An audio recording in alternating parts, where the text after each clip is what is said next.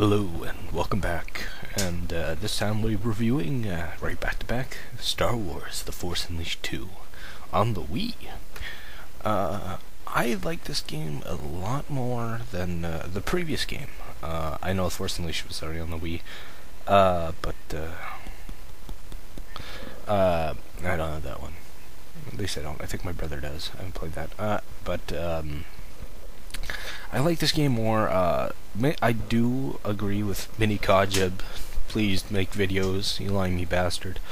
That I do agree with him that this is kind of unnecessary. We have the whole clone, or is he not a clone thing of him, of Starkiller. With things that we learn from cloning Jedi, it fucks up the Force. That we have in Heir of the Empire with Joruus C'Baoth. I'll get to that when I get to that. But we start off right off Kamino, the Cloner's planet, and it's rainy, beautiful, and chaotic. This time we are having two lightsabers at once, which I like. That's cool. We get two at once. We get new Force powers. We get some old Force powers. We lose some Force powers. The integration to the motion controls and the thing is pretty good. I would say it's not bad. It's pretty outright seamless. I find it. I'm like oh fuck this. I'm not like getting angry and flinging the controls. I'm like this is fucking Twilight Princess. I'm kidding. Twilight Princess is fine as it is. It's just I'd rather play the GameCube version.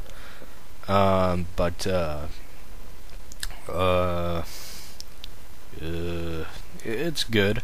In here, I think they even bring the Force powers to another ridiculous level. Even with Darth Vader going around, he's pulling up fucking metal walls out of the ground with the Force and stuff like that nonchalantly. It's kind of weird. It's like it's almost we have these two separate worlds with the films and the expanded universe. In the films, the Force powers are very conservative, and in the every expansive universe, novel, book, comic book, even the Clone Wars TV show, they toned it down a bit, but in stuff like this, the Force powers reach some level of ridiculum, which I got no problem with. I love Dragon Ball Z. I love the telekinetic powers that the characters have in that show, but it seems you gotta if you start at 11, if you start on high, you got nowhere to go, and so you gotta build it up. Better, stronger, crazier. Gotta be steady incline of what power is of the Force and the commanding of it. But I don't mind it. Yeah, we got all the other great Force powers: Force Lightning, Jedi Mind Trick, lightsaber throwing and stuff like that. It's a funny story about throwing the lightsaber. My Uncle Rob, he is an old school Star Wars fan, and he likes prequels and he likes everything. He's read like tons of books of it and stuff like that. He always had this tangent. He didn't like the idea of Jedis able to throw their lightsabers and calling it back to them like a boomerang and stuff like that. I like it. It's a cool idea. I liked it in Knights of the Republic and other things. I think it's a cool idea, able to throw it like boomerang, especially a double-bladed lightsaber. That is just fucking deadly. And Luke Skywalker does all the times in the EU and stuff. Darth Vader did it in Return of the Jedi, but he didn't really call it back to him. But it looked cool. What else here? Plot in itself is that Galen Madrick, aka Starkiller, is trying to figure out if he's a clone or not, and he has these memories of Juno Eclipse, his love interest in the previous game, and he's having these flashes of maybe his memories are not his memories and stuff like that. I like the idea of a clone, but in here it just seems a bit unnecessary. But I liked it. It's a good game. I enjoy it more as long as it's a fun game. I did have some parts with, I did have some motion control problems with you're supposed to point the Wiimote at the thing and to pull out a shelf so he can jump onto it, or pull out force pushing up doors and stuff like that to get through them. And you can do it two ways. You can do it with the motion control, point at it and elevate your arm pointing at the screen to pull it up, or you can simply just use the analog control stick. And I find it using analog control sticks a lot steadier and faster than, because it would lose sight of the icon on screen, and it would just like, oh, close the door again. Oh, what was that? Fuck, door closed again. And I found that frustrating. But you can rectify that with that. Other thing here, there are no lightsaber duels in this game whatsoever.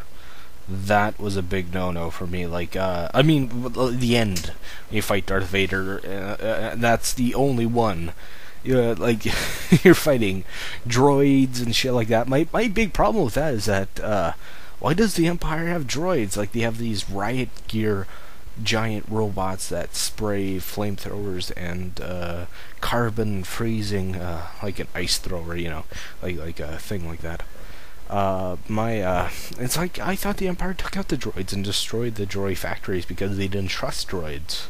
So I think that'd be a lot more cost effective than making people with clones, but they stopped doing that sometime because clones start to rebel, and they just did basic recruitment of people, kind of, you know, Vietnam style. That's my dad talking to the dog. Other ideas here. Other things I didn't think of was that of no lightsaber fights. A downside. But I remember in the previous game you did have 2 fights with 2 Sith Lords, Darth Desolus and Darth Phobius, which I think was really cool. It's like you fought their spirits in the Jedi Temple. That was the bonus level, the bonus thing of the Star Wars,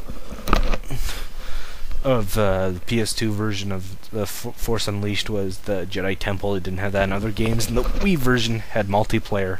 This has multiplayer too. I haven't played it yet though. I let my brother-in-law and sister to borrow Force Unleashed 2 right now because they have 2 Wii controllers and I don't. They haven't played it yet. I let him play it because my brother-in-law is a big Star Wars fan, and he has a Rebel Alliance symbol on his shoulder. It's kind of cool. Anything else to say? I love the dismemberment with lightsabers. It gets to the level of ridiculum that kicks ass.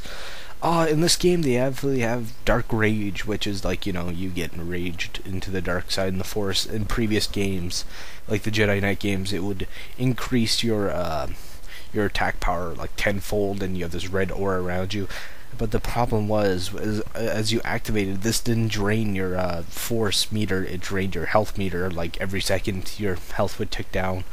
I didn't like that, but in here they do something really cool as to when you activate Dark Rage, or Force Rage, or whatever you want to call it, it freezes everything down to a standstill, and you aim with your Wiimote to these enemies, and you do 1 kill finishers on like stormtroopers all over the place. I'm like, that is great.